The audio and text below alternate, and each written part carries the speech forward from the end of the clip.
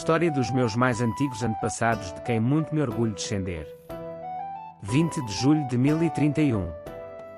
Morre Roberto II, o Pio, rei dos francos, meu 31º avô, 11 vezes meu avô, trisavô de Dom Afonso Henriques I, rei de Portugal, meu 27º avô, 11 vezes meu avô.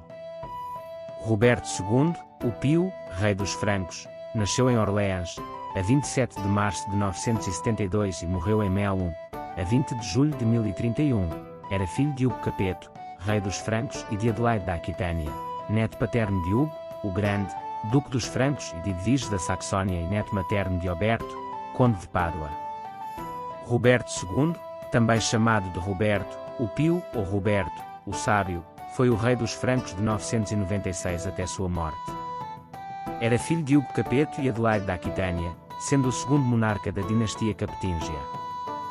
Reinou de 996 a 1031 e é, portanto, um dos governantes do ano 1000. Associado ao trono desde 987, Roberto II assistiu o seu pai sobre questões militares, com o cerco de Laon por 2 vezes, em 988 e 991.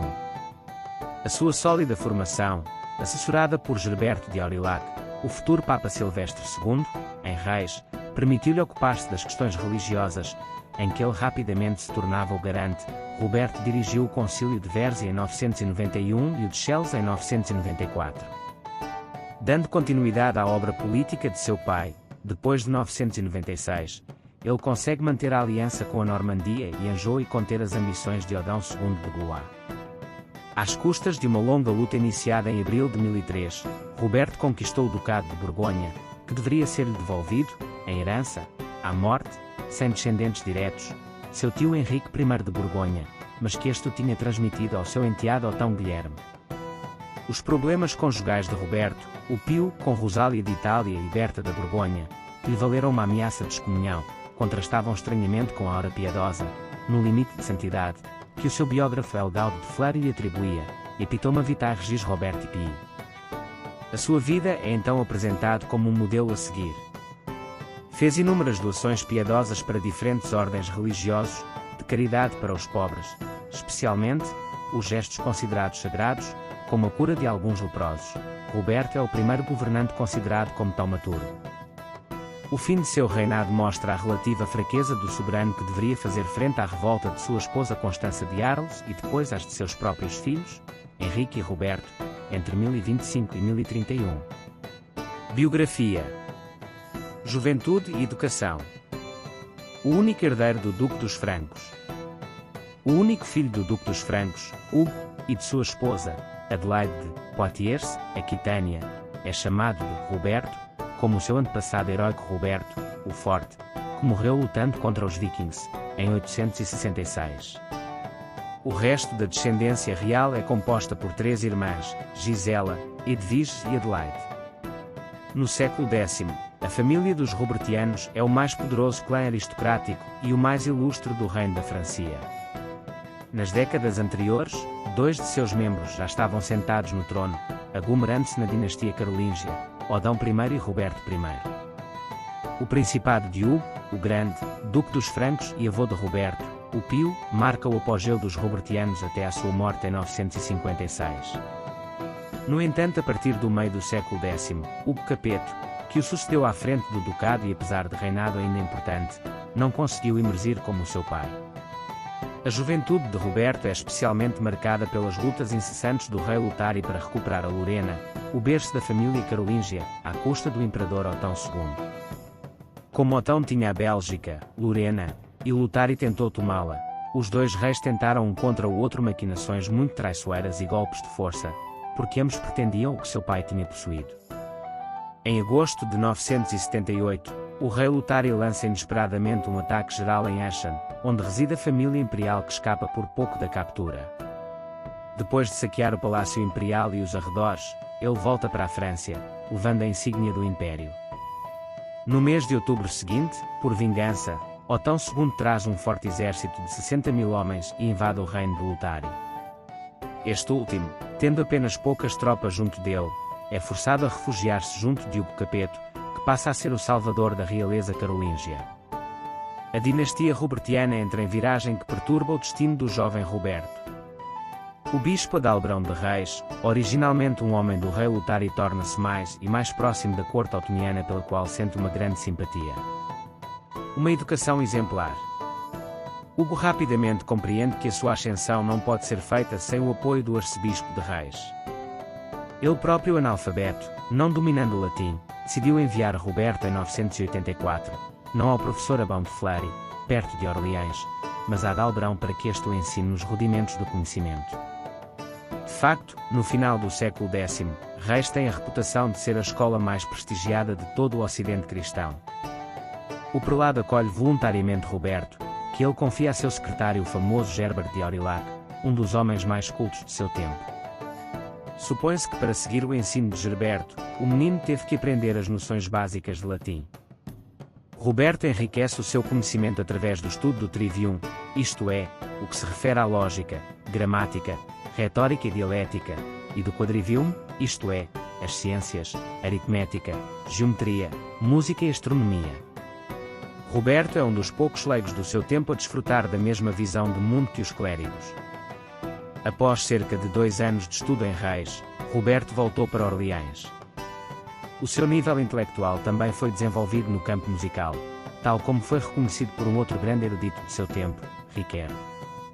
Segundo Helga de Fleury, numa idade desconhecida da adolescência, o jovem Roberto cai gravemente doente, a ponto de Hugo e Adelaide temerem pela sua vida. É então que seus pais vão rezar à igreja Santa Cruz de Orleans e oferecem um crucifixo de ouro e um sumptuoso vaso de 30 kg em oferenda. Roberto cura-se miraculosamente. A sua piedosa mãe envia-o às escolas de Reis e o confia ao mestre Gerberto, para ser por ele elevado e o instruir suficientemente nas doutrinas liberais. Reinado. Apesar dos seus problemas conjugais, Roberto II era um católico devoto, pelo que foi cognominado de o Pio. Tinha também o gosto pela música, sendo compositor, corista, poeta, e tornando o seu palácio num lugar de seclusão religiosa, onde celebrava as matinas e as vésperas nas suas vestes reais. No entanto, para os seus contemporâneos, a sua piedade resultava da intolerância que reservava aos heréticos, que punia rigorosamente. As conquistas territoriais. O reino que Roberto herdara não era grande, e por isso esforçava-se em aumentar o seu poder, tentando vigorosamente fazer valer os seus direitos sobre quaisquer terras feudais que ficassem sem senhor, o que geralmente resultava em guerra com outro pretendente. Em 1003, a sua invasão do Ducado da Borgonha recebeu oposição e a sua soberania só seria legalizada pela Igreja em 1016, sendo que imediatamente doou este domínio ao seu filho Henrique. O rei Roberto conduzia uma política clara: recuperar para seu benefício a função condal, seja apropriando-se, seja cedendo pelo bispo amigo. Assim se fizeram os otonianos, a dinastia mais poderosa no Ocidente na época. A vitória mais retumbante de Roberto foi a aquisição do Ducado de Borgonha. O Duque da Borgonha, Henrique I, morreu em outubro de 1002, sem herdeiro legítimo. O seu genro Otão Guilherme, conde palatino da Borgonha e conde de Mâcon e filho do primeiro casamento de Gerberga de Chalon com Adalberto de Itália, tinha, de acordo com a crónica de Saint Benigno, sido designado como herdeiro do ducado, com o apoio de muitos nobres da Borgonha assegurado, mas contudo ele preocupou-se mais com as suas terras de outro Saône e o seu interesse dirige-se também para a Itália, da qual ele é descendente. O Ducado da Borgonha, adquirido em 943 por Hugo, o Grande, pai de Henrique, fez parte das possessões das famílias robertianas. Além disso, a Borgonha é uma questão importante, porque está cheia de cidades ricas: Dijon, Auxerre, Langres, Sens. A rivalidade entre Hugo I de Chalon, bispo de Auxerre, um partidário do rei Roberto, e Landrico, conde de Nevers, genro e aliado natural de Otão Guilherme, que tinha direitos em Auxerre, desencadeou a intervenção armada do rei Roberto. Este último, apoiado por Ricardo II, duque da Normandia, reúne as suas tropas na primavera de 1013 e confronta-os na Borgonha, mas falham Auxerre e Saint-Germain de Auxerre. Em 1005, Roberto e os seus homens estão de volta. Eles tomam Avalon após vários dias de combates, depois Auxerre. Sob a mediação do duque-bispo Hugo de Chalon, o conde Landrico reconcilia-se com o rei Roberto, renunciando aos condados de Avalon e Auxerre. Na sequência dos acordos de 1005 a 1006, Otão Guilherme tinha renunciado ao título ducal e todos os bens do falecido Duque Henrique voltaram à coroa, com exceção da cidade de Dijon, ainda na posse de Bruno de Rússia, o irredutível bispo de Langres, que não queria em caso algum deixar Roberto instalar-se. Em Sens, uma luta instaura-se entre o conde Formondo II e arcebispo Liuterico pelo controle da cidade. Liuterico, que é próximo do rei, está furioso com o comportamento do conde, que construiu uma poderosa torre de defesa. Em 1012, Reinardo sucedeu a seu pai Formondo e a situação piora de tal forma que o bispo de Langres, Bruno de Rússia, inimigo do rei Roberto, é o tio materno de Reinardo. O arcebispo de Sens, isolado, apelou ao rei. Este último deseja intervir por várias razões. Sens é uma das principais cidades arquiepiscopais do reino, é também uma passagem obrigatória para se visitar a Borgonha. Finalmente, a posse do condado de Sens permitia a Roberto dividir as possessões de Otto II, conde de Blois, em dois. O conde é excomungado e sofre o ataque do rei que tomou Sens a 22 de abril de 1015. Reinardo, que enquanto isto é aliado de Odão de Blois, propõe um acordo a Roberto. Ele continua a exercer o seu cargo condal e, à sua morte, o território irá reverter para a coroa. Reinardo morre 40 anos mais tarde, mas Roberto conseguiu colocar Sens sob seu controle. Assim que o caso Senonais terminou, Roberto parte para Dijon, completando a sua conquista borgonhesa. De acordo com a crónica de Saint Benign de Dijon, Odile de Clan interveio e o rei, afetado, teria desistido do assalto. O bispo de Langres, Bruno de Rússia, morre no final de janeiro de 1016. As tropas reais regressam a Dijon, alguns dias depois, e Roberto instala o bispo Lambert de Vigneri no lugar de Langres e cede-lhe Dijon e o seu condado. Depois de 15 anos de campanhas diplomáticas e militares, o rei entra em posse do Ducado de Borgonha. O jovem Henrique, seu filho mais novo, recebeu o título ducal, mas dada a sua tenra idade, Roberto adverte o governo e vai lá regularmente. A morte de Hugo em 1027, o irmão mais velho de Henrique, faz deste último herdeiro da coroa real. O ducado retorna para o mais novo Roberto, também chamado Roberto, o Velho, cuja descendência borgonhesa reinará até meados do século XIV. As terras de outro saôno do reino de Borgonha, o Condado da Borgonha, seguem os destinos do Império. Roberto, o escolhido do Senhor. A definição da realeza no tempo de Roberto, o Pio, é difícil de avaliar hoje em dia. O rei tem uma precedência sobre os príncipes do reino dos francos. Alguns, como Odão II de Blois, em 1023, deram a entender que pretendiam governar o que quisessem, sem o seu consentimento. Um príncipe respeita o rei, mas ele não se sente seu subordinado.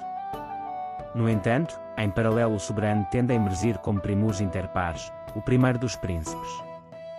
Além disso, o texto datado da primeira metade do século XI, em grande parte evoca a lealdade ao rei por parte dos príncipes. Certo dia, em 1027, uma chuva de sangue cai no Ducado da Aquitânia.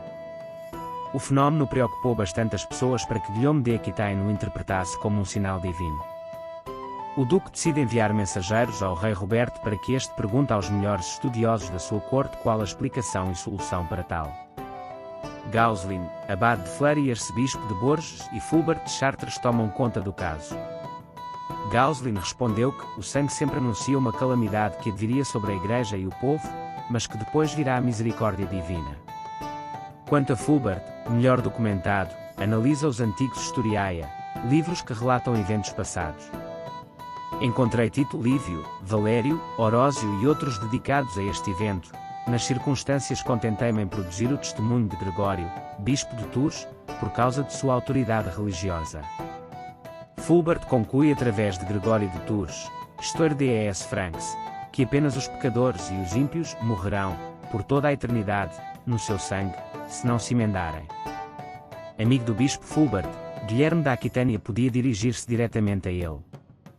Agora ciente de que o rei Roberto é o eleito do Senhor, é a ele, responsável por todo o reino, que ele pede conselhos. Ele está melhor colocado para conhecer os mistérios do mundo e da vontade de Deus. No século XI, até mesmo os homens mais poderosos respeitam a ordem estabelecida por Deus, isto é, recolher-se perto do seu Senhor o Rei. A história dos poderes mágicos reais foi tratada por Marc Bloch em Reis Taumaturges, 1924. Durante o início da Idade Média, o poder de fazer milagres era estritamente reservado a Deus, aos santos e às relíquias. No período merovingio, temos a menção do piedoso Gontrão de Borgonha, mencionado por Gregório de Tours, século VI, e considerado o primeiro rei franco curador. Durante o reinado de Henrique I, em meados do século XI, começou-se a conta, Rensenbent-sur-Loire, que o rei Roberto tinha o dom de curar as feridas de doenças, ao tocá-las. Este homem de Deus não tinha horror deles, os leprosos, porque ele tinha lido nas Escrituras que, muitas vezes, Nosso Senhor Jesus tinha recebido hospitalidade sob o disfarce de um leproso. Ele foi até eles, aproximou-se ansiosamente, deu-lhes o dinheiro de sua própria mão, beijou suas mãos com a boca. Além disso, o poder divino conferido a este santo homem uma tal graça para a cura do corpo que, tocando os doentes o local das suas feridas com a mão piedosa e imprimindo o sinal da cruz, ele tirou toda a sua dor-doença. Na verdade, Roberto foi o primeiro soberano, da sua linhagem, a ser creditado com um dom taumatúrgico. Talvez esta fosse uma compensação simbólica pela fraqueza do poder real. Provavelmente sim, incapaz de impor pela força. Episódio Eudes de Blois em 1023, a monarquia tinha de encontrar uma alternativa para impor a sua primazia. No entanto, esta primeira taumaturgia é reconhecida como generalista, isto é para dizer que o rei não era especializado numa determinada cura, como seria o caso dos seus sucessores com os escrófulos. Não sabemos muito sobre as ações mágicas de Roberto se ele não tivesse curado leprosos no sul durante a sua viagem de 1018 a 1020. O rei franco não é o único a utilizar este tipo de prática, o seu contemporâneo Eduardo, o confessor, fez o mesmo na Inglaterra. Segundo a tradição popular, o sangue do rei veiculava uma capacidade para realizar milagres, dom que é reforçado pela coroação real. Finalmente, de acordo com Jacques Le Goff, nenhum documento demonstra que os reis dos francos tenham praticado regularmente o toque de escrófula antes de São Luís. Casamentos e descendência. Roberto II, meu 31º avô, 11 vezes meu avô, casou, em 988, com Rosália de Ivrea, que não gerou descendência e de quem se separaria em 996. De Berta da Borgonha do segundo casamento, cujo casamento nunca foi oficialmente reconhecido pela Igreja, nasceu apenas um nado morto em 999. Do seu terceiro casamento com Constança de Arles, minha 31ª avó, 11 vezes minha avó, em 1003 nasceram. Alice de França, casada com Reinaldo I de Nevers, conde de Nevers e de Auxerre, meus 30º avós, 2 vezes meus avós, e com quem teve Guilherme I de Nevers, conde de Nevers e de Auxerre e que viria a casar com Ermengarda de Tonnerre, filha de Reinaldo I de Bar-sur-Seine e Tonnerre, conde de Tonnerre e de Hervise de Loèvre. Hugo de França, rei dos francos associado ao seu pai, morreu antes de Roberto II. Henrique I de França, também rei dos francos associado ao seu pai, e depois seu sucessor, casado com Ana de Kiev, meus 30º avós, 5 vezes meus avós. Adelaide de França, casada com Ricardo III da Normandia, duque da Normandia e depois casada com Balduíno V da Flandres, conde da Flandres, meus 30º avós, 5 vezes meus avós. Roberto I, duque da Borgonha, casado com Hélia de Semur, meus 30º avós, 4 vezes meus avós, e depois casado com Ermengarda Branca de Anjou, minha 30ª avó, 4 vezes minha avó. Odão. Constança de França, casada com Manasses, conde de Damartine. De uma mulher desconhecida, Roberto ainda teve um filho legítimo. Rodolfo, bispo de Bourges.